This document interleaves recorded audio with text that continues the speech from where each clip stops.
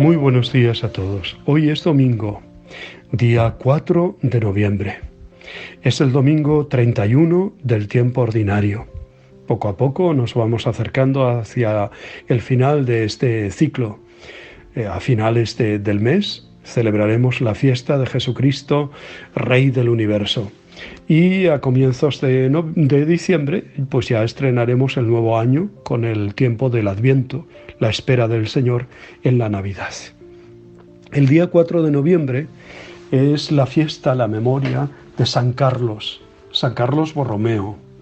Nació el 2 de octubre de 1538. Era el segundo hijo del conde Gilberto Borromeo y de Margarita de Médicis, que era hermana del Papa Pío IV.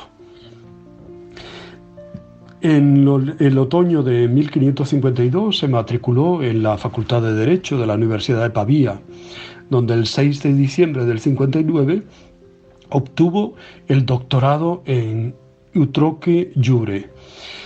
El 25 del mismo mes, su tío, el cardenal Juan Ángel de Médicis, fue elegido papa con el nombre de Pío IV, y este hecho fue decisivo en la vida del joven Carlos. Pío IV fue un papa nepotista. Al día siguiente de su exaltación envió a Carlos a Roma y le colmó de honores y dignidades, ¿no? El papa halló en su sobrino el más fiel y abnegado colaborador de su pontificado. Lo nombró secretario de Estado. Era de estatura más que mediana, grandes ojos azules, cabello negro, nariz larga y tez pálida. Llevó barba corta y desaliñada hasta que en 1574 mandó al clero que se le cortase, precediendo él con el mismo ejemplo.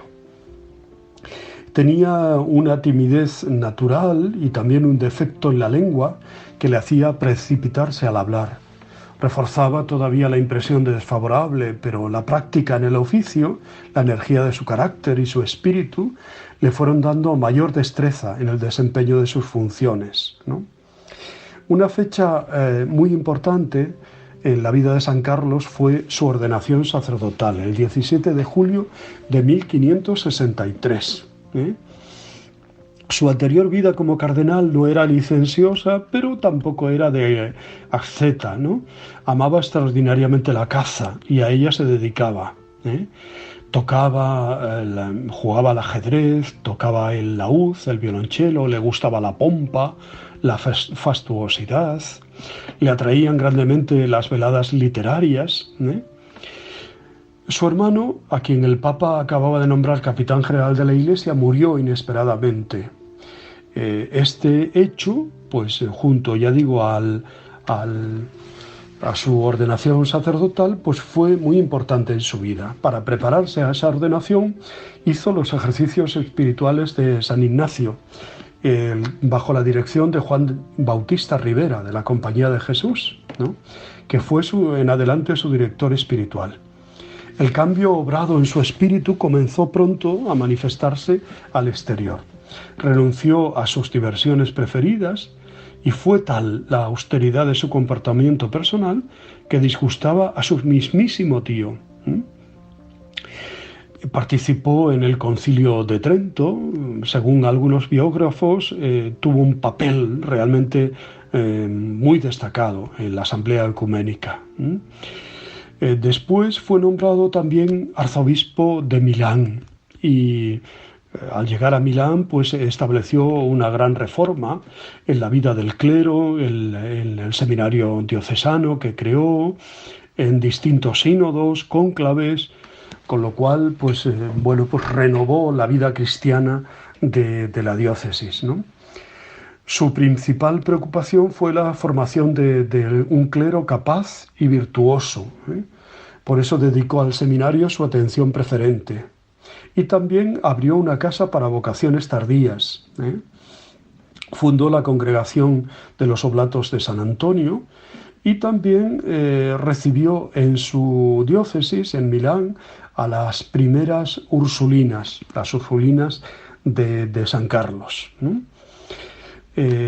hay un hecho muy destacado en la historia de la vida de San Carlos, que es la llamada peste de San Carlos, cuando en 1576 la diócesis de Milán fue asediada por esta enfermedad.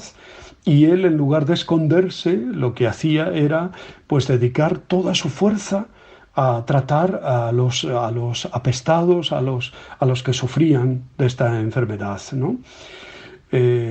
Hizo pedir limosna por la ciudad y de su patrimonio vendió los objetos preciosos que le quedaban. Incluso cedió las colgaduras de su palacio para hacer vestidos. Dormía escasamente 2 horas para poder acudir personalmente a todas partes. Visitaba todos los barrios alentando el ánimo de los que desfallecían. Administraba él mismo los últimos sacramentos a los sacerdotes que sucumbían en aquella obra de caridad. Despreció el peligro de contagio y ordenó un triduo de oraciones públicas y procesiones, ¿no? Agotado prematuramente por su trabajo, le acometió una fuerte calentura en una de sus carrerías pastorales. Gravemente enfermo, llegó a Milán el 2 de noviembre de 1584. Al anochecer del día siguiente entregó su alma a Dios. Fue prontamente canonizado y es uno de los santos más decisivos en la historia de la Iglesia, en la historia de la Reforma, de dar vida a todo lo emprendido por el Concilio de Trento, ¿no? Es un gran hombre, sobre todo en la formación sacerdotal. El texto del Evangelio de hoy nos habla de el mandamiento principal y primero. Ante la pregunta que le hacen a Jesús, ¿cuál es el mandamiento primero de todos? Y es que había muchos mandamientos y muchas limitaciones, ¿no? Entonces Jesús responde el primero es: escucha, Israel, el Señor nuestro Dios es el único Señor. Amarás al Señor tu Dios, etcétera, ¿no? Y pone en el mismo parangón, sin que le hubieran preguntado por él, pero lo pone en ese mismo parangón, el segundo es amarás a tu prójimo como a ti mismo. No podemos amar a Dios y despreciar al prójimo. La prueba de que amamos verdaderamente a Dios es el amor al prójimo, ¿eh? Las obras de caridad, las obras de misericordia, eso es la mejor demostración de nuestro amor a Dios, ¿eh? Y a mí me subrayaría sobre todo pues el hecho de que el mismo Señor dice que Dios es el único Señor, amarás al Señor tu Dios con todo tu corazón, con toda tu alma, con toda tu mente, con todo tu ser. O sea, pon a Dios en el centro de tu vida y que todo se ordene a buscar la providencia y la voluntad de Dios.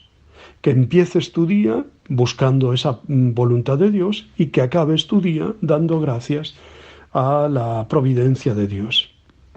Dios en el centro de tu vida y por tanto el criterio máximo, el criterio siempre que debe marcar nuestras elecciones, nuestro tomar pues una decisión u otra, el encaminar nuestra vida, las obras de misericordia que hemos de hacer, las obras de caridad, fundamentar en los valores evangélicos, todo lo que eso significa, ¿no? Y de hecho, el escriba replicó: muy bien, maestro, y dice prácticamente lo mismo que ha dicho el Señor.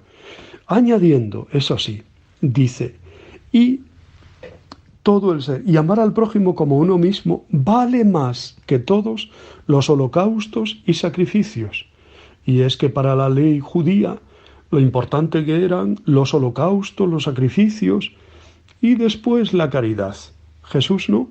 Jesús y este hombre también se dan cuenta que lo primero es la caridad, lo primero es el amor, y los sacrificios y holocaustos a Dios, el que más preciado es, el que más importante es el amor, aunque te cuesta, aunque te duela, o precisamente por eso, porque te cuesta y te duele, ¿no? Por eso el Señor le dice: no estás lejos del reino de Dios, que es como decirle: Dios no está cerca de ti, ni tú de Él, ¿eh? Sigue en ese sentido. Bueno, Os deseo muy buen día, os abrazo y os bendigo en el nombre del Padre, del Hijo y del Espíritu Santo. Os quiero mucho.